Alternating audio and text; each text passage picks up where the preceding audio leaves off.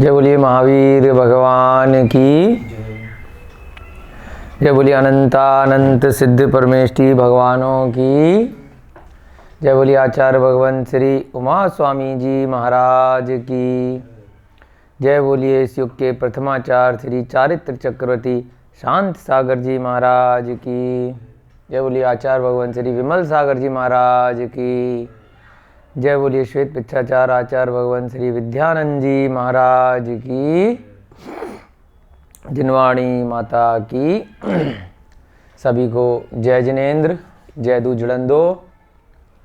हम लोग बहुत तेज़ी से अपने तत्वासूत्र के स्वाध्याय में आगे बढ़ रहे हैं। 2 माह से अधिक हमें हो चुके हैं, 63 कक्षाएं अब तक लग चुकी हैं। आज आपकी 64वीं कक्षा प्रारंभ होने जा रही है और आज 21 दिसंबर 2020 का दिनांक है। चतुर्थ अध्याय चल रहा है। देवों का वर्णन इसमें हम कर रहे हैं। भवनवासी, ज्योतिष, व्यंतर और वैमानिक 4 प्रकार के देव हमने इसमें सीखे हैं। कौन से देव कहाँ रहते हैं और उनकी क्षेत्रों की सीमा कितनी है, कितनी उनकी शरीर की अवगाहना है, कितनी आयु है, ये सब अभी तक हमने पढ़ा। प्रतिदिन की भांति आगे की कक्षा प्रारंभ करने से पहले हम सभी सबसे पहले मंगलाचरण करेंगे और अब तक जो हमने 26 सूत्र चतुर्थ अध्याय में किए हैं उनको याद करने का प्रयास करेंगे। सभी लोग हाथ जोड़ लीजिए, अपने अपने नोट्स निकाल लीजिए और देख देख कर मंगलाचरण के बाद सारे सूत्र एक साथ मिलकर के बोलेंगे। मोक्ष मार्गस्य नेतारं भेतारं कर्म भूभृतां ज्ञातारं विश्वतत्त्वानां वन्दे तद्गुणलब्धये वन्दे तद्गुणलब्धये वन्दे तद्गुणलब्धये। जय बोलिए आचार्य भगवान श्री उमा स्वामी जी महाराज की। सभी लोग अपनी अपनी पुस्तक या नोट्स निकाल लीजिए।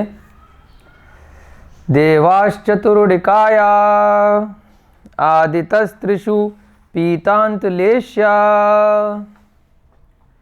दशाष्ट पंच द्वादश विकल्पा कल्पोपपन्न पर्यंता इंद्र सामानिक त्रायस्त्रिंश पारिषदात्म रक्ष लोकपालानीक प्रकीर्णकाभियोग्य किलविशिकाश्चैकशः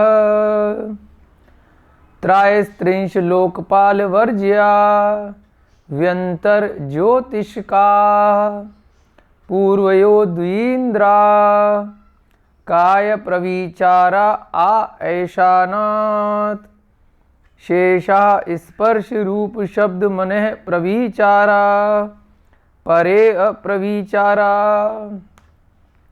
भवनवासिनो सुरनाग विद्युत सुपर्णाग्नि वातस नितो दधिद्वीप दिक्कुमारा व्यंतरा किन्नर किम पुरुष महोरग गंधर्व यक्ष राक्षस भूत पिशाचा ज्योतिष्का सूर्या चंद्रमसौ ग्रह नक्षत्र प्रकीर्णक तारकाश्च मेरु प्रदक्षिणा नित्यगतयो नरलोके तत्कृतः काल विभागः बहिर्वस्थिता वैमानिका कल्पोपपन्ना कल्पातीताश्च उपर्युपरि सौधर्मेशान सानत कुमार माहेंद्र ब्रह्म ब्रह्मोत्तर लांतव कापिष्ठ शुक्र महाशुक्र शतार सहस्रारेश्वानत प्राणत योरारड़ा च्युत यो नर्वसु ग्रैवयकेशु विज वैजयन्त्य व्यजयन्ता पराजितेषु सर्वार्थ सिद्धौ च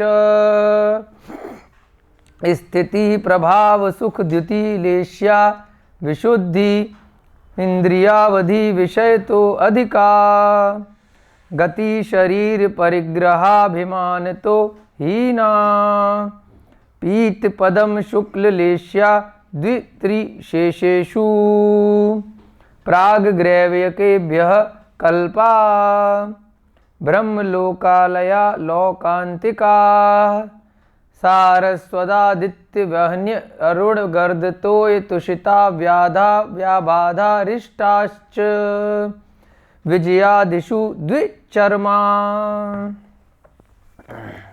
अब तक हमने 26 सूत्र कल तक की कक्षा में किए। जल्दी से अब तक जो हमने सूत्र किए उनको रिवाइज करेंगे। कल हमने लोकांतिक देवों का वर्णन यहाँ पर किया था कि पंचम स्वर्ग में जो देव रहते हैं उनको क्या बोलते हैं? लोकांतिक देव। क्यों बोलते हैं? क्योंकि वे सभी लोक का अंत करने वाले हैं। ये शब्द कहाँ से निकला? क्योंकि वो सभी एक भवावतारी होते हैं। अगले जन्म उनको मनुष्य का मिलेगा और उसके बाद उनको सिद्ध गति की प्राप्ति हो जाएगी, मोक्ष गति प्राप्ति हो जाएगी। दोबारा उनका जन्म मरण इस संसार में नहीं होगा। सिद्ध शिला में जाकर उनकी आत्मा विराजमान हो जाएगी। तो ऐसे ब्रह्म स्वर्ग में रहने वाले जो देव हैं उनको क्या बोलते हैं? लोकांतिक देव। फिर हमने 42वें सूत्र से, जो इस अध्याय का अंतिम सूत्र है, वहाँ से रेफरेंस लिया था कि लोकांतिक देव के अतिरिक्त जो पंचम स्वर्ग है यानी ब्रह्म स्वर्ग है, वहाँ पर अन्य देव भी रहते हैं, है ना।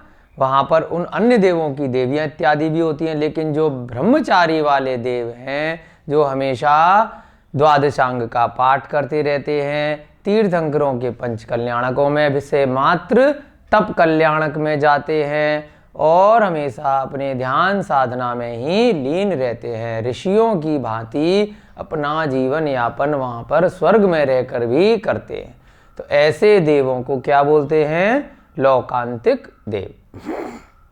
फिर अगले सूत्र में 8 प्रकार के लोकांतिक देवों के नाम बताए। कौन कौन से हैं 8 प्रकार के? सारस्वत, आदित्य, वहनी, अरुण, गर्दतोय, तुषित, अव्याबाद और अरिष्ट। ये नाम आपको याद करने हैं। फिर से एक बार बोलिए, मिलके बोलिए सारे लोग, बोलिए बोलिए। हाँ, सारस्वत। नींद से जागिए सभी लोग, अब क्लास का टाइम हो चुका है। अब याद भी करना है, बोल बोल के करना पड़ेगा ना, तभी नींद जाएगी। सारस्वत, आदित्य, वहनी, अरुण, गर्दतोय, तुषित, अव्याबाद और अरिष्ट। ठीक है, जैसे आपने सारे की सारे 16 स्वर्गों के नाम याद कर लिए ना इतने दिन में, याद हो गए? बहुत बढ़िया। सुनाइए जल्दी से सभी लोग मिलके। Very good. सौधर्म, ईशान, सनत कुमार, माहेंद्र, फिर पांचवा, इसी की तो बात चल रही है, वही भूल गए।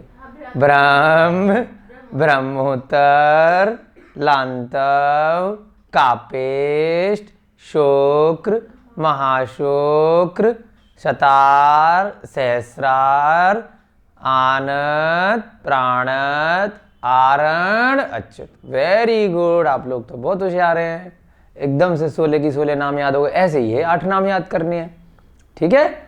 ऐसे ही आपको भवनवासियों के भी नाम याद हो गए होंगे। कितने प्रकार के भवनवासी देव बताइए फटाफट से।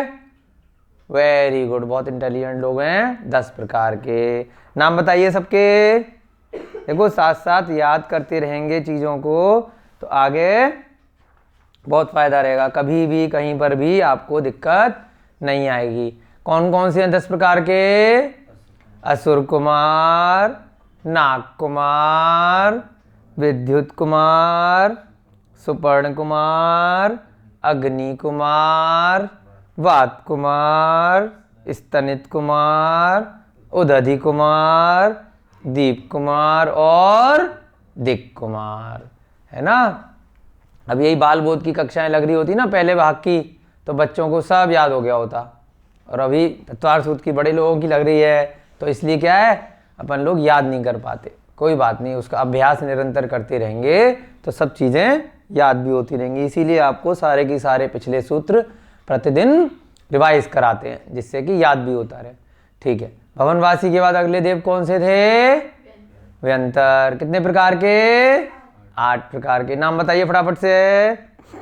किन्नर, किमपुरुष, महोरग, गंधर्व, यक्ष, राक्षस, भूत, पिशाच। ये 3 नाम तो सबको याद है, फटाफट से बोल दिए, क्योंकि हम बहुत रह चुके हैं ना, राक्षस भी रह चुके हैं, भूत भी बन चुके हैं, पिशाच भी बन चुके हैं, तो ये नाम तो हमको याद रहते हैं अपनी मेमोरी में। ठीक है, उसके बाद ज्योतिष देव। कितने प्रकार के? 5 प्रकार के। बताइए फटाफट से। सूर्य, चंद्रमा, ग्रह, नक्षत्र और प्रकीर्णक तारे। Very good. तो ऐसे ही आपको ये 8 प्रकार के ब्रह्म स्वर्ग में रहने वाले लोकांतिक देव भी याद रखने हैं। ठीक है, चलिए अगला सूत्र किया था विजयादिषु द्विचर्मा। वहां हमने चरम शब्द का मतलब कल देखा था। चरम शरीरी कौन होते हैं? जो उस भव से मोक्ष जाना है ना। जैसे तीर्थंकर इत्यादि हुए, या भगवान राम इत्यादि के उदाहरण आते हैं, जिनको पहले से ही कन्फर्म है कि उसी भव से मोक्ष जाना है। भरत चक्रवर्ती हुए, बाहुबली भगवान हुए, तो पहले से ही क्या थे? चरम शरीरी थे। वज्र वृषभ नाराज सहनन था। ये सहनन का वर्णन भी आगे के अध्याय में आएगा। तो उसमें क्या था? जब भरत चक्रवर्ती और बाहुबली भगवान का युद्ध हुआ, तो विद्वानों ने कहा कि भाई अगर दोनों लोग युद्ध लड़ेंगे तो आप दोनों का तो कुछ होगा नहीं। क्यों? क्योंकि दोनों चरम शरीरी हो, दोनों वज्र वृषभ नाराज सहनन वाले हो, बाकी फालतू में जितनी सेना है वो मारी जाएगी। तो इससे अच्छा क्या करो, आप दोनों आपस में ही 3 प्रकार का युद्ध लड़ लो। नेत्र का युद्ध लड़ लो, मल्ल का युद्ध लड़ लो, है ना, और जल का युद्ध लड़ लो। उसके बाद जो जीते तो वो अपना राजकाज कर लो। तो इसलिए क्यों? क्योंकि चरम शरीरी थे। चरम शरीरी क्या होगा? अकाल मरण उसका नहीं होगा, वो उस भव से मोक्ष जाएगा। ठीक है, तो यहाँ क्या बोला? विजय आदिशु द्विचर्मा। द्विचर्मा से क्या मतलब? यानी कि 2 मनुष्य के भव और लेकर के मैक्सिमम उसके बाद वो जीव मोक्ष चला जाएगा। तो यहाँ आदिशु से हमने क्या लगाया? 19वें सूत्र में 4 प्रकार के अनुत्तर विमान तो एक साथ लिए। अनुत्तर जो 5 विमान हैं उसमें सर्वार सिद्धि जो मध्य वाला है उसको अलग से लिखा, और 4 अलग से लिखे। कौन कौन से 4? विजय, वैजयंत, जयंत और अपराजित। ये सारे की सारे 5 विमान अनुत्तर कहाँ पर हैं? एक ही पटल पर हैं। इनसे सिद्धशिला कितनी ऊपर है? जल्दी बताइए। 12 योजन। Very good. और पहला स्वर्ग और दूसरा स्वर्ग जो सौधर्मी ईशान के हैं, वो सुमेरु पर्वत से कितना ऊपर हैं? 1 बाल ऊपर। ये आपको हमेशा याद रखना है। सौधर्मी ईशान सुमेरु से 1 बाल ऊपर, सिद्धशिला सर्वार सिद्धि से 12 योजन ऊपर। अब ये सारे की सारे जो विमान है एक ही पटल पे हैं, तो इन सब से 12 योजन ऊपर जाकर के हमारी सिद्धशिला वाली पृथ्वी आ जाती। ठीक है, तो अब द्विचर्मा का क्या मतलब है? जो ग्रैविक के भी ऊपर वाले हैं। ग्रैविक में द्विचर्मा नहीं होते, अनुदिश और अनुत्तर में। अब अनुत्तर में भी कौन से? सर्वार सिद्धि के अलावा बाकी के 4। ठीक है, विजय, वैजयंत, जयंत और अपराजित। ये 4 प्रकार के विमानों में रहने वाले। इसके अलावा जो नीचे अनुदिश वाले हैं, अनुदिश वाले 9 पटल पे हैं कि 1 पटल पे हैं? जल्दी से बताइए। अनुदिश वाले विमान 1 पटल पे हैं या 9 पटल पे हैं? 1 पटल में। Very good. 4 दिशाओं में, 4 विदिशाओं में, कोने कोने में, और 1 मध्य में। तो अनुदिश के सारे की सारे, और अनुदिश के ऊपर अनुत्तर वाले, उसमें से सर्वार सिद्धि के अलावा ये सब मैक्सिमम दो मनुष्य के भव लेकर के मोक्ष चले जाते हैं। तो अगर हमने अच्छे अच्छे कर्म किए और अगर या तो ब्रह्म स्वर्ग में उत्पन्न हो गए तो एकदम कंफर्म टिकट है। ब्रह्म में भी नहीं पहुंचे तो चलो अनुदिश में पहुंच जाएं या फिर अनुत्तर में चले जाएं, तो भी एक तरह से हमारा बहुत जल्दी मोक्ष हो जाएगा। तो ऐसे हमें कर्म करने हैं सम्यक दर्शन के साथ में, तत्वासूत को गहन अध्ययन करके उसको अपने जीवन में हमें अपने चरित्र में धारण कर रहा है। तो हमारा भी वो दिन दूर नहीं जब हम ऐसे ऐसे स्वर्गों में उत्पन्न हो सकते हैं। ठीक है। इसके बाद क्या बताया था, सर्वार्थ सिद्धि की एक विशेषता थी कि सर्वार्थ सिद्धि में जैसे ब्रह्म स्वर्ग में देव होते एक भवावतारी, वैसे ही यहाँ पर होते हैं। लेकिन अब ब्रह्म स्वर्ग में और इसमें क्या फर्क है कि ब्रह्म स्वर्ग में हमने उम्र कितनी देखी थी, जो चार्ट बनाया था, 7 सागर प्लस 1 समय से लेकर के 10 सागर तक। ब्रह्म स्वर्ग में मैक्सिमम कितने सागर तक जाओगे, 10 सागर तक। और यहां अगर चले गए तो कितने सागर तक फंस गए, 33 सागर तक। सुख तो बहुत है, आनंद तो बहुत है, लेकिन समय तो ज्यादा निकालना पड़ेगा ना। तो इसलिए उससे पहले आप मोक्ष चले जाओ। ब्रह्म स्वर्ग में जाओगे तो जल्दी मोक्ष चले जाएंगे। वहां पर अगर लोकांतिक देव बन गए और अगर यहाँ गए तो यहाँ पर भी सुख बहुत है, वैभव बहुत है ना। और हाइट आपकी कम होती चली जाएगी, परिग्रह कम होता चला जाएगा, अभिमान कम होता चला जाएगा, लेकिन उम्र आपकी ज्यादा रहेगी। वहां पर 33 सागर की आयु है, एक जैसी आयु है यहाँ पर 33 सागर की। ठीक है। अब द्विचर्मा में शंका आई थी तो हमने कल उसका समाधान किया था कि 2 भव लेने पर मोक्ष होना है, तो इसका मतलब कंफर्म केवल 2 ही होंगे क्या, 2 से कम भी हो सकते हैं। ऐसे बहुत सारे तीर्थंकरों इत्यादि के उदाहरण आते हैं जो सर्वार्थ सिद्धि के अतिरिक्त अन्य विमानों से यहाँ पर आए और उसके बाद उस भव से उनको मोक्ष हो गया। मैक्सिमम 2 की बात हो रही है, उससे कम में मोक्ष जा सकते हैं। चलिए 27वां सूत्र करेंगे अब और आगे बढ़ेंगे। मिटा दें इसको।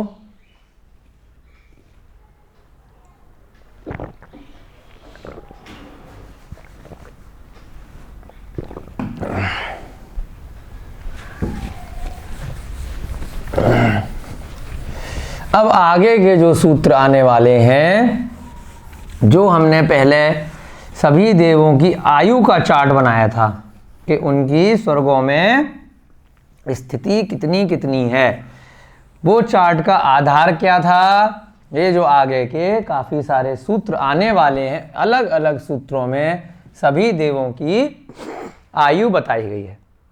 वहां से लेकर के एक समरी फॉर्म में चार्ट बना दिया गया था। तो अब आगे के सूत्र आपको बहुत जल्दी अच्छे से समझ में आ जाएंगे। काफी सारे सूत्र हैं जिनमें एक एक सूत्र में अलग अलग प्रकार के देवों की कितनी उत्कृष्ट आयु हो सकती है, कितनी जघन्य आयु हो सकती है, ये सब बताई गई है सूत्र के फॉर्म में। तो आपको बस उनका संधि विच्छेद करना है, शब्दार्थ करना है और आराम से वो सब चीज़ें आपको अब याद कैसे होंगी। याद करने के लिए आपको जो चार्ट बनाया गया था परसों की क्लास में, जिसमें लिखा था सौधर्म ईशान से लेकर के पहले तो 16 स्वर्ग तक के देवों की जघन्य और उत्कृष्ट आयु कितनी है, उसके बाद क्रैवेक में एक एक सागर बढ़ती जाती है प्रत्येक पटल पर, फिर बाद में अनुदिश में और अनुत्तर में कितनी कितनी आयु होती है। ये सारा जो चार्ट बनाया था वो भी आपको सामने रखना है और सूत्र से आपको उसको याद करने का प्रयास करना है।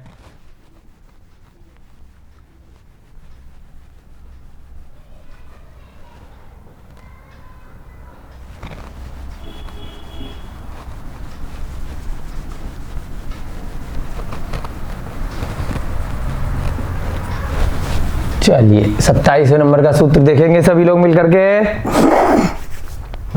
औपपादिक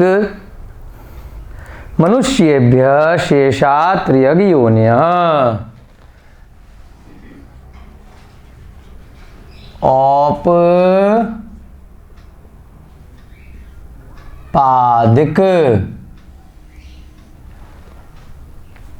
उसके बाद मनुष्येभ्यः, मनुष्येभ्यः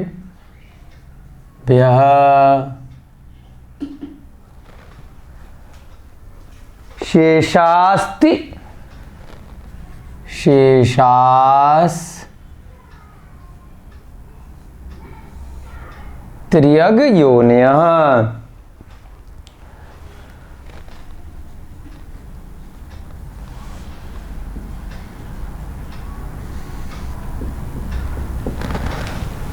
अब आयु बताने से पहले एक सूत्र आचार्य महाराज ने अलग से लिया। क्या मतलब है सूत्र का? संधि विच्छेद करेंगे, फिर आपको पहले से इसका मतलब तो पता ही है, लेकिन फिर भी सूत्र फॉर्म में अलग से इस अध्याय में यहां पर दिया गया है। औपपादिक का मतलब दूसरा अध्याय याद आ गया?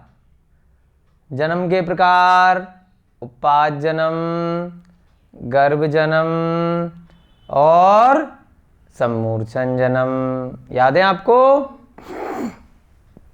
है ना। उसके बाद मनुष्येभ्य, फिर शेषाः, ये हमेशा वही नियम चलेगा। आधा सा लग गया तो क्या बन गया? विसर्ग में लग जाएगा। शेषाः, यहां से क्या निकल जाएगा? त्रियग। क्या निकला? त्रियग। योनयः, योनिया, है ना।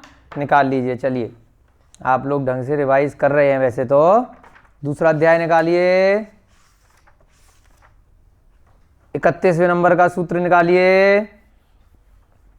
सम्मूर्छन गर्भोपपादा जन्म, याद आ गया? जन्म कितने प्रकार के? सम्मूर्छन जन्म।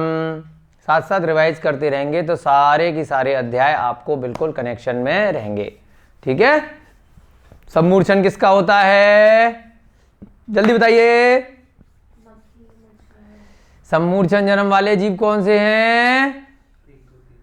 बहुत बढ़िया, मक्खी मच्छर इत्यादि इन्होंने बोला 1 2 3 4 इंद्रियों वाले। बिल्कुल, दोनों आंसर बिल्कुल ठीक हैं। एक इंद्रिय वाले जितने भी हैं 5 प्रकार के, है ना। 5 प्रकार के कौन से?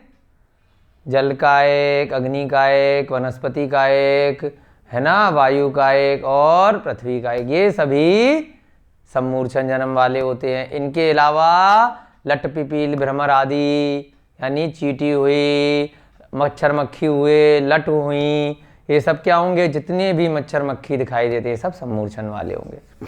उसके बाद क्या बोला? दूसरा शब्द गर्भ जन्म। गर्भ जन्म के आगे भेद बताए। जितने भी मनुष्य हुए वो सब कैसे होते हैं? गर्भ जन्म वाले होते हैं। गर्भ जन्म के भी भेद बताए। फिर 33वें सूत्र में निकाल लीजिए, जरायुज अंडज पोतानाम गर्भः। सब पढ़ चुके हो आप, बहुत अच्छे से रिवाइज कराया था आपको, है ना। जो जरायु जन्म वाले हैं, गर्भ जन्म वाले हैं, ये सब गर्भ के भेद हैं, जरायुज, अंडज और पोतज। ठीक है। जरायु में क्या था? जाल के समान थैली होती है, अंडे में अंडा निकलता है और पोत में उतरते पैदा होते ही चलने लग जाते हैं, जो शेर, हाथी, हिरन इत्यादि हैं। ठीक है। ये सब गर्भ जन्म हो गए। रिवाइज इसलिए करा रहे हैं क्योंकि ये सूत्र के रेफरेंस में आपको समझ में तभी आएगा। सारी चीजें एक दूसरे से कनेक्टेड हैं और आचार्य महाराज एक बात बता देते हैं उसको रिपीट नहीं करते, तो हमें रिपीट करना पड़ेगा ना। हम लोगों की ज्ञान की सीमा है, अभी इतना मति श्रुत ज्ञान नहीं है तो हमें बार बार रेफरेंस लेना पड़ता है। ठीक है। उसके बाद क्या बोला? उपपाद जन्म वाले। उपपाद जन्म के लिए हमने क्या सूत्र पढ़ा था? 34वें नंबर का सूत्र निकाल लो। देव नारकाणाम उपपादः, देवों का और नारकियों का उपपाद जन्म होता है। यानी कि वहां पर एक उपपाद शैया होती है स्वर्गों में, जिसपे वो एकदम जाके उत्पन्न हो जाते हैं, उनको वैक्रियक शरीर मिलता है और नीचे नरकों में क्या होता है, बिल में से टपकते हैं, ऊपर से सर के बल गिरते हैं, तो वो भी उपपाद जन्म कहलाता है। अब यहाँ क्या वर्ड यूज किया, औपपादिक, यानी उपपाद जन्म वाले। क्या मतलब निकला, देवता और नारकी। फिर क्या कहा, मनुष्येभ्य, एक तो उपपाद जन्म वाले निकाल दो, देव और नारकी अलग हो गए। उसके बाद मनुष्य निकाल दो, शेषाहा, जो शेष बचे, जो बाकी बच गए, वो क्या कहलाते हैं, त्रियग योनियः, यानी त्रियंच योनि होती है। ठीक है, यहां पर भी 32वें सूत्र में योनियों का वर्णन किया था दूसरे अध्याय में, और यहां पर आचार्य महाराज ने बताया कि भाई मनुष्य जन्म वाले औपाधिक जन्मों के अलावा जो शेष बचे वो त्रियंच योनि होती हैं। अब क्यों यहां पे देवों के वर्णन में सूत्र को लेके आए, अब देवों में त्रियंच का क्या काम है भाई, तो उसका ये काम है कि यहां पर 34 अध्याय में आचार्य महाराज ने एक जगह लिख दिया कि जो मानुषोत्तर पर्वत है वहां तक मनुष्य रहते हैं, बताया था ना।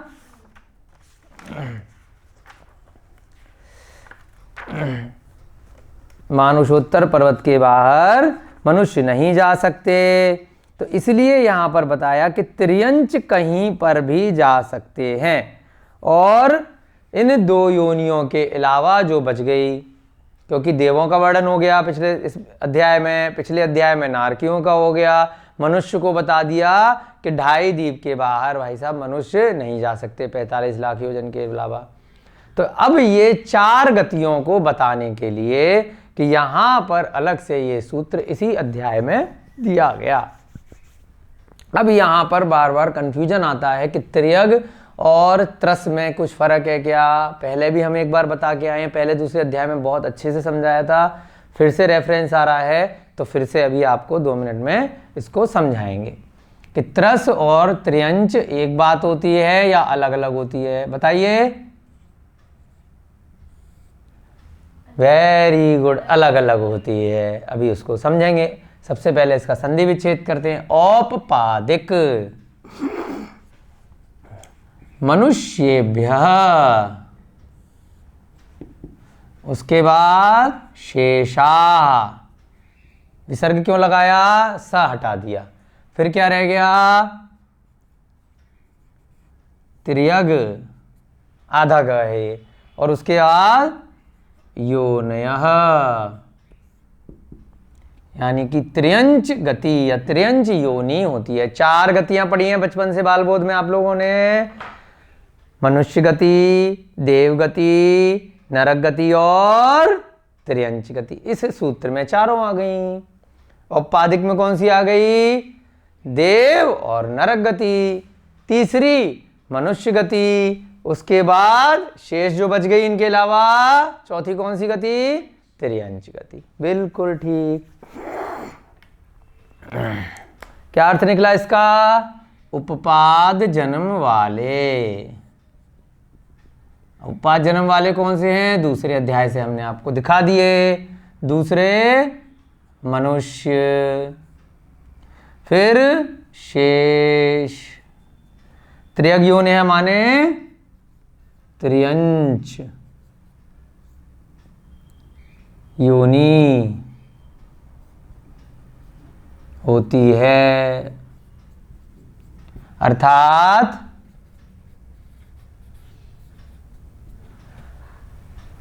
उपपाद जन्म वाले देव और नारकी तथा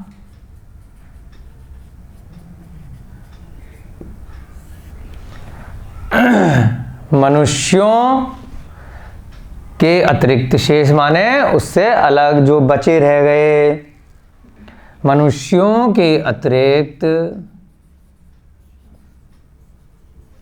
जो भी शेष बचे हुए शेष जीव हैं, वे सभी कौन से रह गए, वे सभी त्रियंच योनि वाले होते हैं।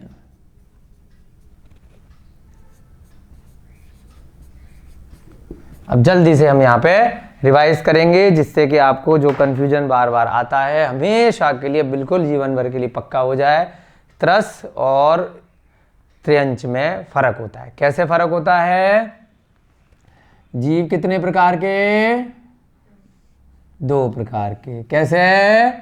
एक आपको बताए थे संसारी और एक मुक्त। जो संसार में रह रहे हैं चतुर्गतियों में, वो सभी संसारी जीव 84 लाख योनियों वाले। मुक्त माने जो सिद्ध पर पहुंच गए, जो दोबारा संसार में नहीं आएंगे। संसारी जीव के कितने भेद? एक त्रस और एक स्थावर। इस प्रकार से जब हम भेद करते हैं तो ये सारे की सारे संसारी जीव 2 प्रकार से आ जाते हैं। ठीक है? स्थावर का क्या मतलब होता है? स्थावर माने एक इंद्रिय। एक इंद्रिय कौन कौन से? बताइए, क्रम से बताइए। 13वें नंबर का सूत्र था आपके दूसरे अध्याय का। क्रम से याद करनी है सारी चीजें। पृथ्वी तेजो वायु वनस्पतयः स्थावरः, है ना? सूत्र से याद करेंगे तो आपको कंफ्यूजन नहीं होगा। जो चीज जैसे क्रम से है ना? जैसे इंद्रियां क्रम से हैं, स्पर्श रसना घ्राण चक्षुकर्ण, ऐसे ही 5 स्थावर क्रम से याद करने। पृथ्वी तेजो वायु वनस्पतयः। पृथ्वी, दूसरा पृथ्वी अप, अप माने जल। पृथ्वी जल, पृथ्वी अप। उसके बाद क्या है? तेजो, तेजो माने अग्नि। पृथ्वी अप माने जल, तेजो माने अग्नि, फिर वायु और फिर वनस्पति। इन सबके आगे काय का और लगा दो। ठीक है? जल का एक, अग्नि का एक, वायु का एक और वनस्पति का एक। ये सभी क्या कहलाते हैं? स्थावर कहलाते। इनके अलावा जो भी बच गए वो सभी त्रस। तब त्रस में क्या क्या आ जाएंगे? मनुष्य भी आ गए। ठीक है? और क्या आ गए? देवता भी आ गए, नारकी भी आ गए, और क्या आ गए? इन चारों में से त्रियंच में से स्थावर के अलावा। अब यहां क्या लिखेंगे? है ना? त्रियंच, है ना? स्थावर के अतिरिक्त शेष त्रियंच। क्या रहेगा इसमें? स्थावर के अतिरिक्त, यानी कि आप इसको ऐसे लिख सकते हैं 2, 3, 4, 5 इंद्रिय के शेष जीव। 2, 3, 4 इंद्रिय 4 और 5 इंद्रिय के शेष सभी पशु पक्षी, ये सब आ गए किसके अंदर? त्रस के अंदर। अब जब हम त्रियंच की बात करते हैं तो त्रियंच किस में भेद आएगा? जब हम गतियों की या योनियों की बात करते हैं तब त्रियंच आता है। 4 प्रकार की गति, ये 4 प्रकार की योनियां जैसे हो गई, तो उसमें एक हो गई मनुष्य गति, एक हो गई आपकी देव गति, एक हो गई नारकी या नरक गति, और चौथी त्रियंच। तो यहां पर त्रियंच का क्या मतलब है? अब इसमें भी सारे जीव हैं इन चारों में, और यहां पर भी इन 2 प्रकार में सारे जीव हैं। तो इस त्रियंच के अंदर है, बताइए स्थावर आएगा कि नहीं आएगा? हाँ, यहां पर स्थावर यानी कि एक इंद्रिय भी है, यहां पर त्रियंच का मतलब स्थावर भी है प्लस स्थावर तो है ही, इसके अलावा इन तीन के अतिरिक्त शेष जीव जो रह गए यानी कि पशु पक्षी, है ना। 2 3 4 ये सारे आ गए, 2 3 4 इंद्रिय प्लस और क्या आएगा? पंचेंद्रिय के इन तीन के अतिरिक्त पशु पक्षी जितने रह गए, है ना, प्लस 5 इंद्रिय के पशु पक्षी, वो सभी आ गए। तो त्रस में और त्रियंच में आपको फर्क समझ में आ गया। जब खाली त्रस की बात करेंगे तब स्थावर के अतिरिक्त सारे की सारे आ जाएंगे, जब त्रियंच की बात करेंगे तो उसमें स्थावर आएगा। अब यहां पर कंफ्यूजन रह जाता है कि भाई स्थावर नहीं आए क्या, तो इसलिए इसको समझाना फिर से जरूरी था। यहां पर इन तीन के अलावा त्रियंच योनि में स्थावर भी आ गए, मक्खी मच्छर चींटी इत्यादि सब आ गए, और पंचेंद्रिय के पशु पक्षी भी आ गए, ठीक है। इनके अलावा जो बचे वो ये तीन रहते हैं, ठीक है। आपको एकदम क्लियर हो गया? तो ये हमेशा आपको पक्के से याद रखना है, त्रस नाली जो है वो त्रस जीवों की अपेक्षा से उसका नाम रखा गया है। और यहां पर जो त्रियंच की बात कर रहे हैं अलग से इसलिए सूत्र बनाया कि त्रियंच योनि के जीव में चूंकि स्थावर भी आ गए तो इसीलिए ये जो आपका 3 लोक है, यहां पर मध्य में त्रस नाली है एक राजू की। तो अब बताइए कि त्रस के बाहर यानी कि त्रस नाली ये जो है त्रस नाड़ी या त्रस नाली, इसके बाहर त्रियंच होते हैं या नहीं होते हैं? होते हैं। बताइए जल्दी से। हाँ, जितनी भी ये जगह है त्रस नाली के बाहर, इसमें त्रियंच गति के जीव हैं कि नहीं है? त्रियंच वर्ड यूज कर रहे हैं हम, त्रियंच गति के जीव हैं, क्योंकि स्थावर भी तो त्रियंच होते हैं। तो यहां पर एक इंद्रिय पर्याय के जितने भी वायु का एक, जल का एक, वनस्पति का एक इत्यादि जीव हैं वो सभी सब तरफ हैं। वो तो सिद्धिशिला पर भी हैं, वात वलय में भी हैं चारों तरफ, और इन खाली स्थानों पर भी हैं, ठीक है। पृथ्वी का एक भी है, जो पृथ्वियां जिसकी बनी हुई हैं, है ना, जो ज्योतिष विमान है वो सब यहाँ पर त्रस नाली में घूम रहे हैं, उसके बाहर के हिस्से में ये सब जीव हैं। तो त्रियंच गति के जीव मानुष उत्तर पर्वत के बाहर हैं या नहीं है? त्रियंच के बिल्कुल हैं, जो वहां पर पृथ्वी है, जो पहाड़ हैं, पर्वत हैं, चाहे सुमेरु पर्वत भी बना हुआ है, वो किसका बना है? वो भी तो स्थावर जीवों से ही बना हुआ है। जितने भी अकृत्रिम चैत्यालय हैं, उनकी जो प्रतिमाएं हैं, वो सब किसकी बनी हुई हैं? वो सब पृथ्वी का एक इत्यादि जीवों से बनी हुई हैं।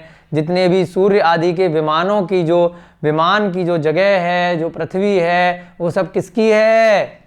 वो सब पृथ्वी का एक जीवों की है। आपको बताया था ना, आतप नामकरम, उद्योत नामकरम, ये सब क्या हैं? ये सब पृथ्वी का एक जीवों के ही नामकर्म होते हैं। आ गया समझ में? इस सूत्र का मतलब आपको अच्छे से ये हमेशा आपको ध्यान रखना है। त्रस में और त्रियंच में बार बार कंफ्यूजन आता है सभी लोगों को, तो इसलिए एकदम क्लियर होना चाहिए। जब हम आराम आराम से पूरा तत्व सूत्र पढ़ रहे हैं तो हमारा कॉन्सेप्ट बिल्कुल क्लियर होना चाहिए। चलिए अगला सूत्र करेंगे। अब आयु का वर्णन शुरू करेंगे। ये नोट कर लिया आप लोगों ने? मिटा दें यहां से। चलिए 28वें नंबर का सूत्र देखते हैं। स्थिति रसुर। अब यहां पर एक एक करके सबसे पहले कौन से देव बताए थे? नंबर से याद रखने हैं। पहले देव भवनवासी। तो अब भवनवासी देवों की आयु का वर्णन यहां से प्रारंभ होगा, ठीक है। इस सूत्र से स्थिति, क्या वर्ड आया?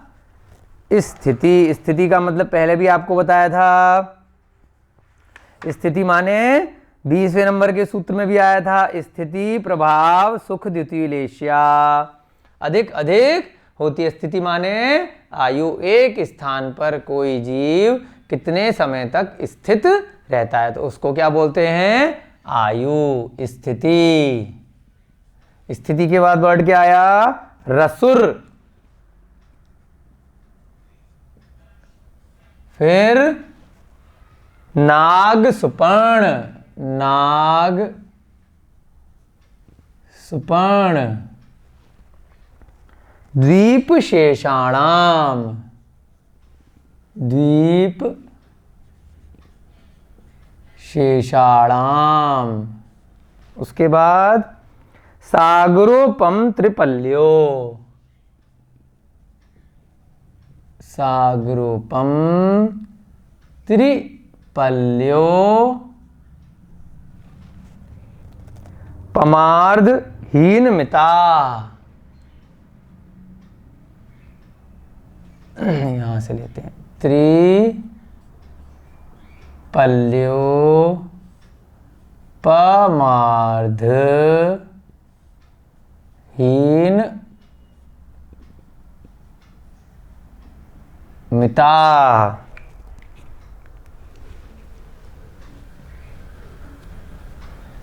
है ना।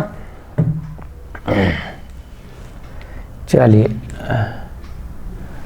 अब इसका संधि विच्छेद करेंगे और समझेंगे कि क्या कहना चाह रहे हैं। स्थिति माने क्या बताया अभी, आयु। और इन नामों से अभी आपको इसीलिए रिवाइज कराए थे 10 नाम। किसके नाम याद कराए थे अभी, भवनवासी देवों के। अभी देख के आपने बोले थे ना क्या क्या नाम थे, जल्दी से निकाल लीजिए भवनवासी वाला चार्ट। सब चीजें एक दूसरे से बिल्कुल कनेक्टेड हैं। 10वें नंबर का सूत्र निकाल लीजिए। क्या नाम थे भवनवासियों के, असुर कुमार, वेरी गुड, नाग कुमार, उसके बाद विद्युत कुमार, सुपर्ण कुमार, अग्नि कुमार, वात कुमार, स्तनित कुमार, उदधि कुमार, द्वीप कुमार और दिक् कुमार। ये 10 प्रकार के नाम थे। उसमें से इस सूत्र में कौन कौन से नाम लिए, असुर कुमार, नाग कुमार, सुपर्ण कुमार और द्वीप कुमार। 4 नाम तो अलग से ले लिए। उसके बाद क्या कह दिया, शेषाणाम, बाकी शेष। तो शेष में क्या आ गए, बाकी के जो 6 बच गए। तो इस प्रकार से शॉर्टकट में सूत्र बनाया। और क्यों इन 4 को नाम लिया वो हम इसके अर्थ के साथ में समझेंगे तो हमको बहुत अच्छे से समझ में आ जाएगा, है ना। स्थिति माने आयु, और यहां पर जब इसका विसर्ग लगा देंगे तो र की जगह क्या बन जाएगा, अ, है ना। आधा र से विसर्ग में कन्वर्ट हो जाएगा तो क्या बन जाएगा, स्थिति। और यहां पर असुर, फिर नाग, फिर सुपर्ण, फिर द्वीप, फिर शेषाणाम, फिर बाकी जो बचे शेष हैं। सागरोपम यानी कि सागर वाली आयु, सागर के पर्यंत, सागर के उपम। त्रिपल्यो, पल्य का मतलब क्या है, फटाफट से रिवाइज कराओ। असंख्यात वर्षों की आयु।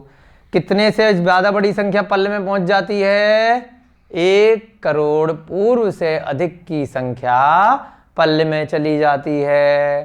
ठीक है, भोग भूमि की जितनी आयु होती है ऐसे ही देवियों की आयु हमने पल्य में देखी थी। और यहाँ पर किसकी आयु पल्य में है, यहाँ पर जो असुर कुमार आदि जो भवनवासी देवों के प्रकार हैं उनकी आयु कितनी है, त्रिपल्यो। त्रि माने, बिल्कुल ठीक, बहुत अच्छी आपको संस्कृत आ गई है। त्रि माने 3, 3 पल्य की।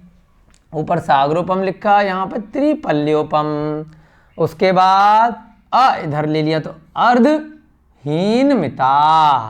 अर्ध माने आधा। अब सूत्र का मतलब समझेंगे कि कैसे कैसे शॉर्टकट में एक ही अर्ध शब्द में इन्होंने कैसे आयु निकाली। अब हम थोड़ा सा गणित भी पढ़ेंगे। यहाँ पर अर्ध का मतलब आधा, जैसे पुष्करार्ध देखा था ना, पुष्करवर द्वीप का आधा, तो कितना हो गया पुष्करार्ध, आधा रह गया। जितने योजन का पुष्करवर द्वीप था उससे आधा अर्ध पुष्करात या अर्ध पुष्कर द्वीप। यहां पर भी क्या कह दिया, त्रिपल्योपम का आधा। ठीक है, इसको देखते हैं अब हम सूत्र को। स्थिति, स्थिति के बाद यहां पर विसर्ग लग जाएगा। फिर क्या रह गया, असुर, फिर नाग, नाग के बाद सुपर्ण, सुपर्ण के बाद द्वीप, द्वीप के बाद शेषाणाम, शेषाणाम के बाद सागरोपम,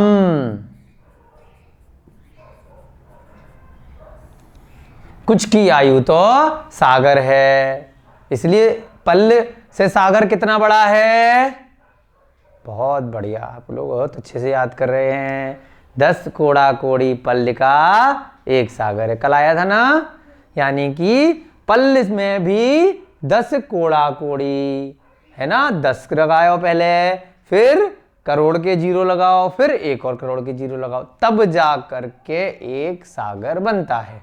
तो पल्ल से भी बड़ा क्या है, सागर है। कुछ की आयु तो सागर की है, बाकी की 3 पल्ले और अर्धहीनता।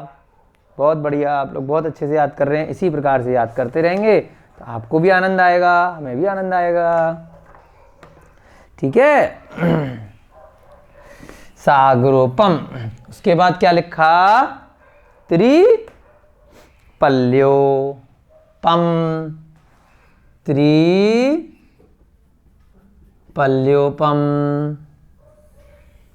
फिर क्या लिखा, अर्धहीनमिता, अर्धहीनमिता।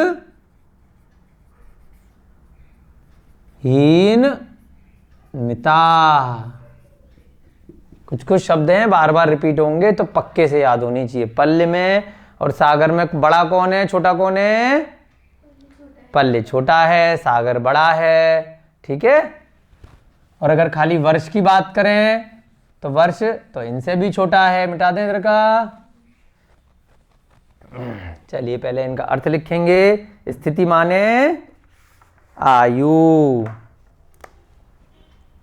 ये सारे नाम से आपको पता चल गया होगा, भवनवासी वर्ड यूज नहीं किया यहां पर, लेकिन हमने पहले प्रकार देख लिया 10वें सूत्र में। तो क्या मतलब निकला, आचार्य महाराज रिपीट नहीं करते किसी शब्द को। यहाँ रिपीट इसलिए करना पड़ा क्योंकि इनकी आयु सबकी अलग अलग थी, तो इसलिए इनको नाम लेने पड़े सूत्र में अलग से। स्थिति माने आयु। असुर का मतलब असुर कुमार, ये सबसे ज्यादा वही है उद्दंडी जो नीचे नरक में जाके तीसरे नरक तक मारते पीटते हैं नारकियों को अवधि ज्ञान से उनके पूर्व भव का स्मरण करा के मारते हैं। तो वही वाले हैं ये असुर कुमार। असुर कुमार जाति के जो देव हैं इसलिए इनको असुर बोलते हैं। ठीक है। इसके बाद नाग कुमार, ये जैसे 10 प्रकार थे भवनवासियों के, वो प्रकार चल रहे हैं। फिर क्या हैं, सुपर्ण कुमार, सबके आगे कुमार लगा हुआ है। फिर द्वीप कुमार, उसके बाद क्या कह दिया, शेषाणाम। शेषाणाम का मतलब शेष बचे हुए 6 कहां से लिया, क्योंकि 10 थे इसके प्रकार। तो शेषाणाम में क्या हो गया, शेष 6 भवनवासी देव। उसके बाद सागरोपम, जब खाली सागरोपम लिखा है तो उसका मतलब क्या है, एक सागर। या द्विसागरोपम तो लिखा नहीं है, खाली सागरोपम यानी कि एक सागर तक, है ना, एक सागर तक या एक सागर की। त्रिपल्योपम का मतलब 3 पल्ले की, है ना, एक सागर की और यहां पे 3 पल्ले की। उसके बाद क्या कह दिया, अर्धहीनमिता, आधी आधी। हीन माने कम होती जाती है, जैसे वहां पे बताया था पहले एक सूत्र में कि क्या क्या चीजें हीन हो रही हैं। 21वें वाले सूत्र में गति, शरीर, परिग्रह, अभिमान। तो हीना यानी कि कम होता जाता। हीन माने कम होना। और अधिका माने बढ़ना। 20वें नंबर में सूत्र में कुछ चीजें बढ़ती हुई बताए। अधिका हीना माने कम होना, तो यहां पर भी हीन शब्द का प्रयोग किया, माने कि ये सब चीजें जो जैसे जैसे नाम दिए हैं वैसे वैसे हीनमिता आधी हीन हो रही है। ठीक है, अर्धहीनमिता यानी आधा। अब पल्य दोबारा यूज नहीं किया क्योंकि पल्य यहां पे ले लिया, तो आधा पल्य कम, हीन माने कम। आगे के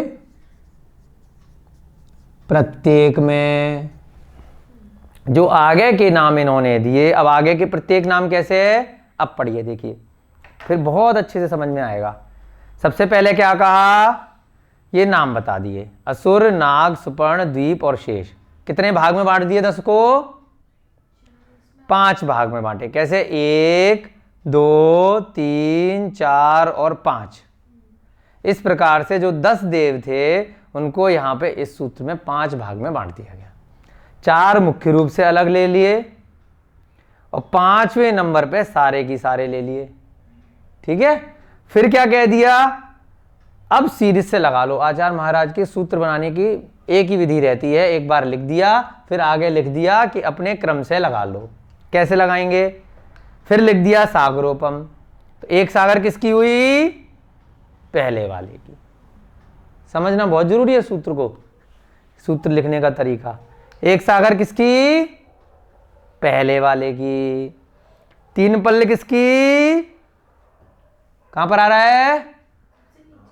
3 पल्ले किसकी? ऐसे ही चलेगा ना क्रम। असुर कुमार की, एक सागर की। ठीक है, फिर 3 पल्ले किसकी? दूसरे नंबर पे किसका नाम था? नाग कुमार की। फिर क्या कह दिया? अर्धहीनमिता, यानी कि 3 में से आधा कम। तो इसकी कितनी हो गई? 3 में से आधा कम 1.5 होता है। डिवाइड बाय 2 नहीं करना है। आधा पल्य कम, 3 में से आधा गया तो 2.5 हो गई। कितना बढ़िया सूत्र बनाया। देखो, अगर समझेंगे नहीं, रटेंगे तो कंफ्यूजन होगा। हमें सूत्र से चीजें समझनी है जो क्लास हम कर रहे हैं। इसकी कितनी है? असुर कुमार की एक सागर। इसकी कितनी है? 3 पल्य। इसकी कितनी है? आधा पल्य कम। इसकी कितनी हो गई? 2.5। इसकी कितनी हो गई? 2.5 में से आधा फिर कम 2। और इन सब की कितनी हो गई? एक ही लाइन में लिख दिया, 2 में से फिर आधा कम। तो इन सब की कितनी हो गई? 1.5। इन सब की 1.5 है। इस प्रकार से ये सूत्र बनाया गया है। अगर ढंग से समझेंगे तो हमेशा के लिए आपको चीजें एकदम से क्लियर रहेंगी, नहीं तो कंफ्यूजन रहेगा। चलिए इसका अर्थ करेंगे अब हम। अर्थात भवनवासी देवों में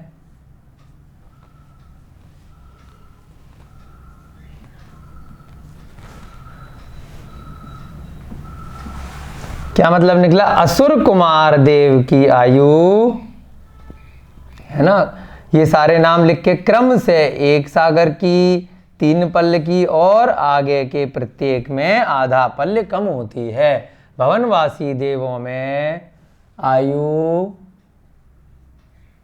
असुर कुमार,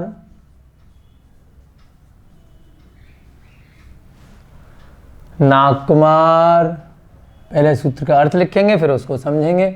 नाग कुमार, फिर सुपर्ण कुमार, उसके बाद क्या बोला? सुपर्ण कुमार के बाद द्वीप कुमार। इनको अलग से लिया क्योंकि इनकी आयु इस प्रकार से है। ये हो गए 1 2 3 4, तथा शेष सभी 6 प्रकार के देवों की आयु, है ना, आयु बाद में लिख लेते हैं। देवों में यहाँ से आयु उठा देते हैं। देवों की आयु क्रम से 1 सागर, कौमा 3 पल, कौमा, पहले हम इसका अर्थ करेंगे, प्रत्येक आगे के प्रत्येक में आधा पल्य कम होती है तथा आगे के प्रत्येक में आधा पल्य कम होती है। ये तो सूत्र का अर्थ हुआ। अब हम समझने की दृष्टि से कैसे निकालेंगे। प्रत्येक का मतलब जो शेष वाला है, ऐसा नहीं है कि जो बाकी शेष नाम रह गए तो प्रत्येक में आधा आधा कम होती चली गई। अब प्रत्येक में आधा आधा कम हो जाएगी तो 1.5 का आधा कम हुई तो 1 हुई, फिर आधा कम हुई तो 0.5 हुई, फिर 1 होके फिर 0 हो जाएगी। तो बाकी के फिर 2 देवों की आयु कैसी निकालेंगे। तो इसलिए क्या मतलब है कि शेष सभी की आधा पल्य कम होती है। अब इसका हम चार्ट बनाएंगे और आपको बहुत अच्छे से ये कॉन्सेप्ट समझ में आ जाएगा। ठीक है, चलिए। भवनवासी देव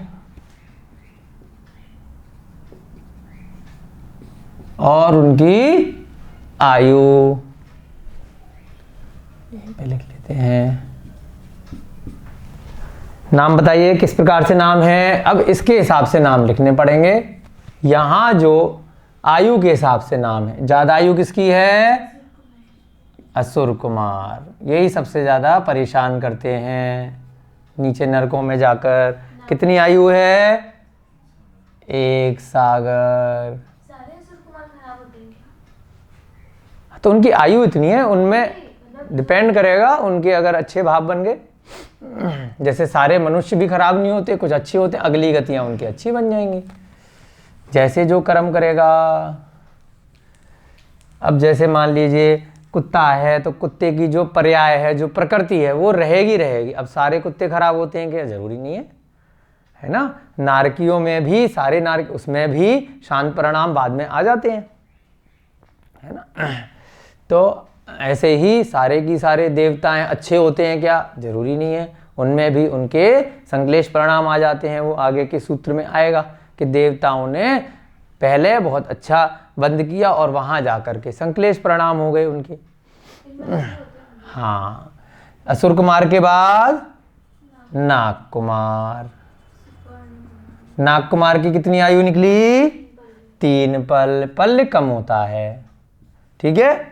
उसके बाद अगला नाम क्या आया, सुपर्ण कुमार। इसमें क्या निकला, आधा पल्य कम। अब प्रत्येक में, यहां से प्रत्येक में आधा पल्य कम होगा। कितना हो गया, 2.5 पल्य। उसके बाद सुपर्ण कुमार के बाद दीप कुमार। इसमें कितना हो गया, फिर से 2 पल्य रह गया। अब दीप कुमार के बाद सीधे वर्ड क्या लिख दिया, शेष 6। अब शेष 6 कौन से हैं, 10वें सूत्र से निकाल लीजिए नाम। विद्युत कुमार, अग्नि कुमार, विद्युत कुमार, बताइए जल्दी जल्दी से। अग्नि कुमार, वेरी गुड। देख के बता रहे हैं, याद है, वाह, याद कर लिया आप लोगों ने, बहुत अच्छी मेमोरी है आप लोगों की। वात कुमार, स्तनित कुमार, वात कुमार, फिर स्तनित कुमार, और उसके बाद क्या है, 4 हो गए, 2 और रह गए। फिर कौन से, उदधि और दिक् कुमार। उदधि कुमार और दिक् कुमार। इन सब की एक जैसी आयु होती है। क्या है रह गई? 2 में से आधा और कम हुआ तो 1.5 पल्ले। इन सब की इतनी आयु होती है। ठीक है, ये सारे की 10 प्रकार के नाम कहाँ से दिए हैं? रेफरेंस में आप लिख लीजिए। ये सब कहाँ से आए हैं? नोट सूत्र 10 देखें। अगर आप भूल जाएं कहाँ से ले लिए हमने सारे नाम, तो 10वें सूत्र में ये यहाँ पर आपको सारे नाम बताए गए थे। आ गया सूत्र समझ में बढ़िया से? चलिए अगला सूत्र करेंगे। अब आयु का ही वर्णन धीरे धीरे चलेगा नीचे से लेके ऊपर तक। ठीक है। कौन से देवों की आयु बता दी यहाँ पर? भवनवासी की बता दी। अब अगले सूत्र में किनकी आयु बताने जा रहे हैं? सौधर्म ईशान में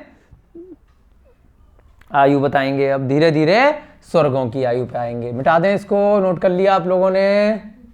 समझ में आ गया कि नहीं आ गया? नोट तो आपको बहुत जगह से मिल जाएगा कि कैसे अर्धहीनता को कैसे निकाला, कि भाई पहले क्रम से चलते हैं। ठीक है, पहले का ये है, दूसरे का ये है, फिर तीसरे से लेके इस प्रकार से आधा आधा होगा। और शेष में क्योंकि इन्होंने सारे की सारे एक साथ लिए हैं तो सबकी 1.5 पल्ले एक साथ हो जाएगी आयु। ओके, पल्ले का मतलब आपको पता है कि जो कल्पना से लिया था हमने, शास्त्रों में जो विधि दी गई है कि बहुत बड़ा योजनों का गड्ढा करके उसमें मीड़ों के बाल डाल के वहाँ से एक एक बाल निकालते हैं, और जब वो गड्ढा खाली हो जाता है तो वो उस प्रकार से व्यवहार पल्ले, अद्धा पल्ले, उद्धार पल्ले, और फिर जाके पल्ले की संख्या आती है। ठीक है, मिटा दें यहाँ से नीचे तक। नोट करते रहिएगा अपने नोट्स में, तो अच्छे से आपको बाद में रेफरेंस में चीज़ें काम में आएंगी। ये मिट गया आपका अथ चतुर्थो अध्याय। ठीक है, अब अगला सूत्र करेंगे हम 29वें नंबर का सूत्र। सौधर्म ऐशानयोः। सौधर्म और ईशान की आयु बता रहे हैं। सौधर्म, उसके बाद शानयोः।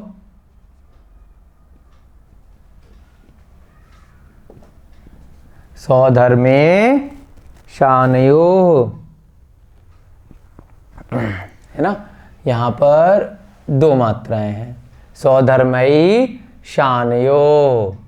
उसके बाद क्या शब्द है? सागरोपमे अधिके। सागरोपमे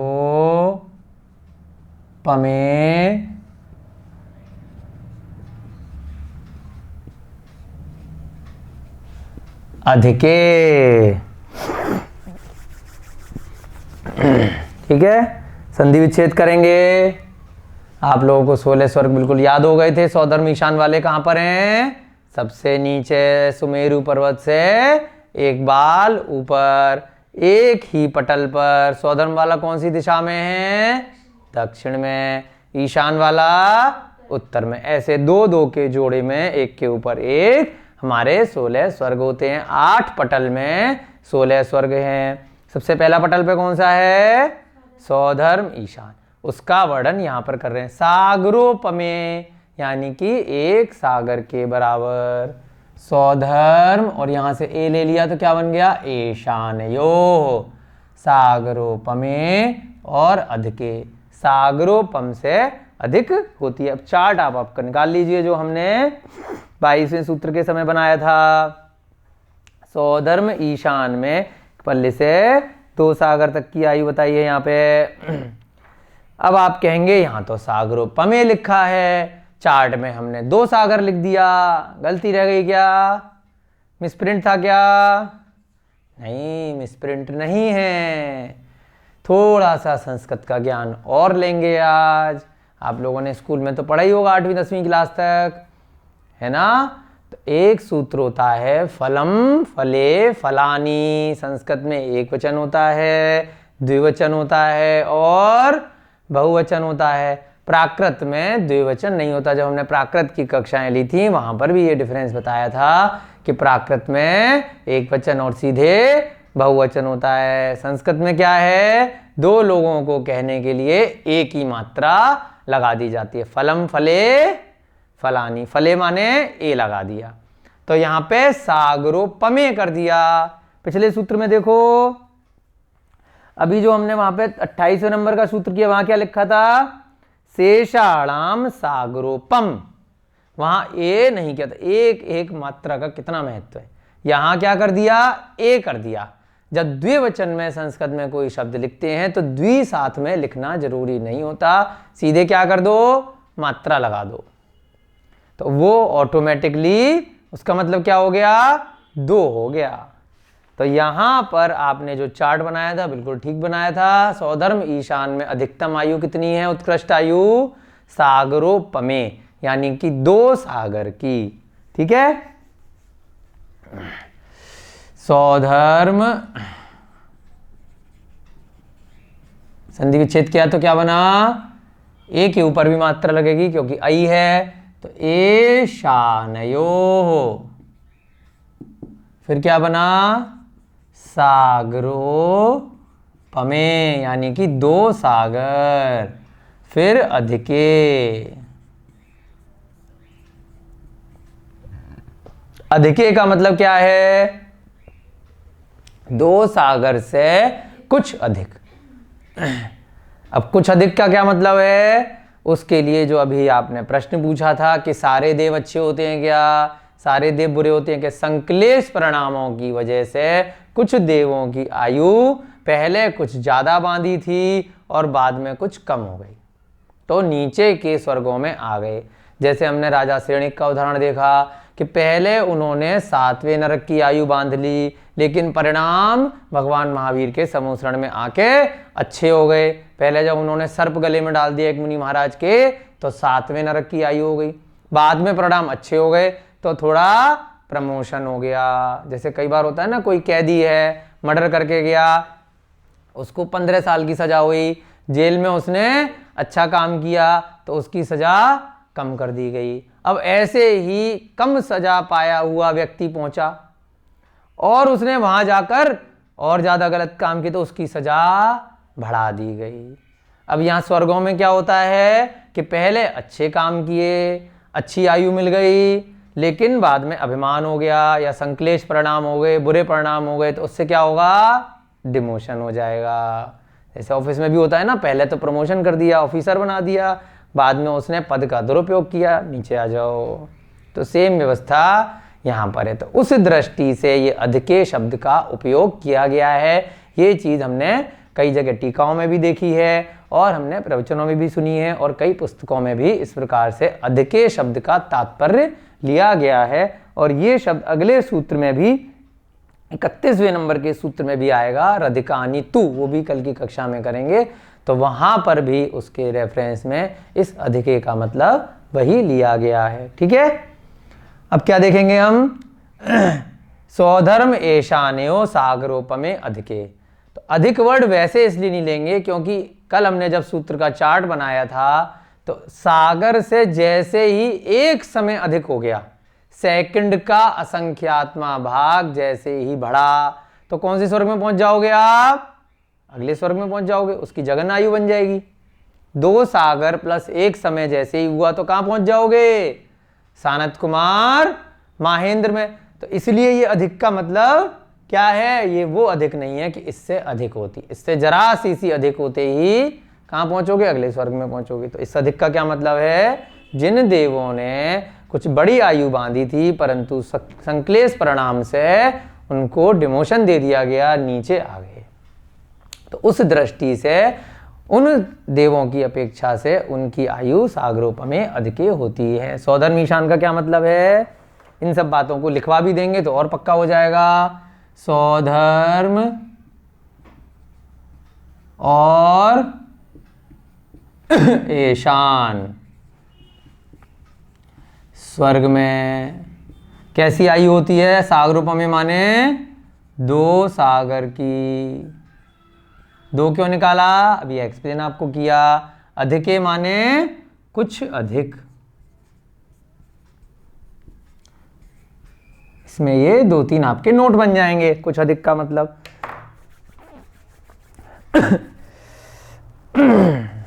ठीक है, अर्थात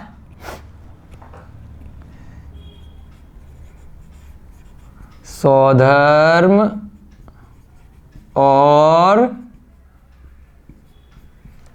ईशान स्वर्ग में,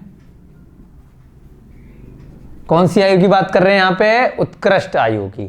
जैसे ही उत्कृष्ट आयु में एक समय अधिक जाएगा, वो अगले वाले स्वर्ग की जगन्य आयु बन जाएगी। जगन माने कम से कम, उत्कृष्ट माने मैक्सिमम। स्वधर्म और ईशान स्वर्ग में उत्कृष्ट आयु कितनी है? 2 सागर से कुछ अधिक होती है।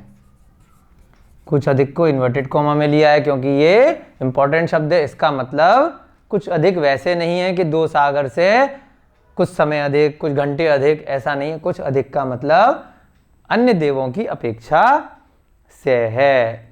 ठीक है, इसमें हम नोट बनाएंगे कि संस्कृत में फलम, ये क्या है? ऐसे लिख लीजिए, फलम फले फलानी में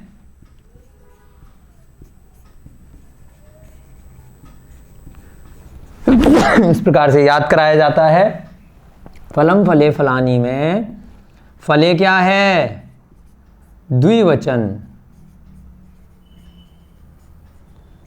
में प्रयुक्त होता है। इसलिए सागरोपमेय का क्या मतलब है? 2 सागर। इसलिए सागरोपमेय का अर्थ 2 सागर होता है, ना कि 1 सागर। ठीक है,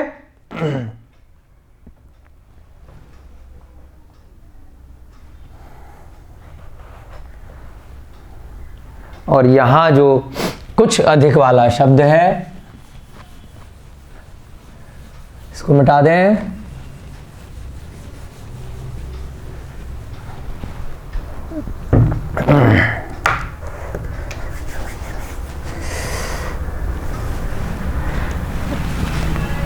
कुछ अधिक का अर्थ क्या है? 31वें नंबर के सूत्र में तू शब्द भी दिया है, रधिकानी तू, वहां से हम लेंगे। उसकी जो एक्सप्लेनेशन है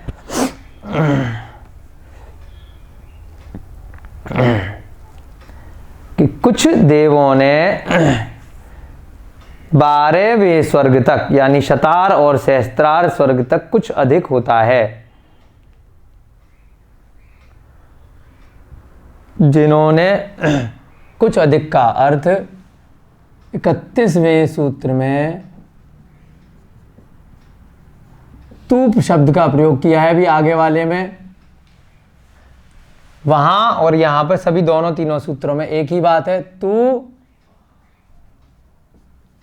शब्द का प्रयोग है।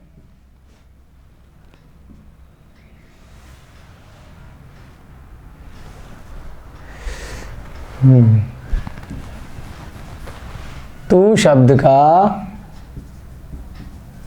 प्रयोग किया गया है।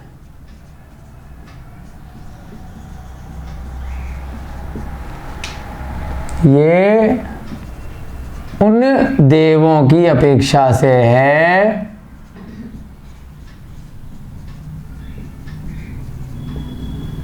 जिन्होंने पहले क्या किया था? अधिक आयु का बंद किया था, ऊपर के स्वर्गों का बंद किया था, लेकिन बाद में क्या हुआ, परिणाम बिगड़ गए। तो अब एक बार देवगति में तो जाना है, लेकिन अब ऊपर के स्वर्गों में जाके आपका डिमोशन नीचे के स्वर्गों में हो गया।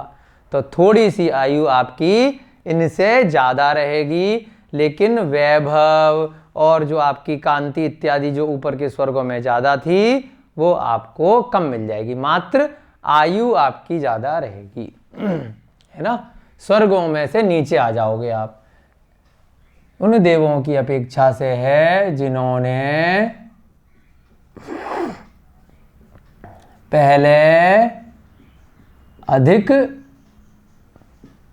आयु का, जैसे कि ज़्यादा पहले कम का बंद किया फिर बाद में ज़्यादा का हुआ, तो वो ज़्यादा भी हो सकता है। जैसे नरक का किसी ने ज़्यादा का किया, सुधर गए तो भाई ऊपर आ जाओ, कम सज़ा मिलेगी। और किसी ने पहले स्वर्गों में ज़्यादा का किया, भाव खराब हो गए तो नीचे आ जाओ। तो सब सिस्टम चलता रहता है। आपको अगर आपने अच्छे कर्म किए हैं तो उसकी वजह से आपको कुछ फल मिला है, तो अभिमान नहीं करना चाहिए। जिन्होंने पहले अधिक आयु का बंध किया था, परंतु बाद में क्या किया, बाद में संक्लेश परिणाम हो गए, बुरे परिणाम हो गए। संक्लेश परिणाम यानी कि आपका असाता वेदनीय हो गया, आपको दुख बहुत हुआ या बहुत ज़्यादा आपने उसका मान कर लिया। संक्लेश परिणाम होने से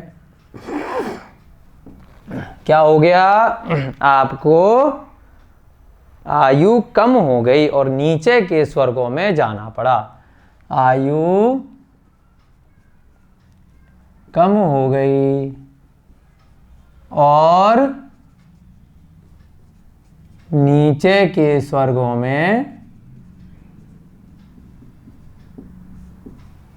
उत्पन्न हुए। ये वहां पर 31वें सूत्र में भी सेम अर्थ लिया है। इनको दूसरा नाम क्या बोला, घातायुष्क जीव। क्या बोलते हैं इनको, घातायुष्क जीव, यानी कि आयुष्क घात हो गई। जैसे हीन शब्द है वैसे ही आयु का घात हो जाना। इनका दूसरा नाम क्या है शास्त्रों में, इनको घातायुष्क जीव भी कहते हैं। घातायुष्क माने घात आयुष्क,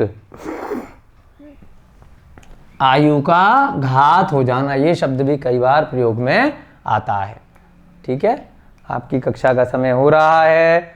आगे के सूत्रों में आगे के स्वर्गों के देवों की और जो ग्रैविक इत्यादि अनुत्तर विमान हैं उन सब की आयु की चर्चा कल की कक्षा से करेंगे।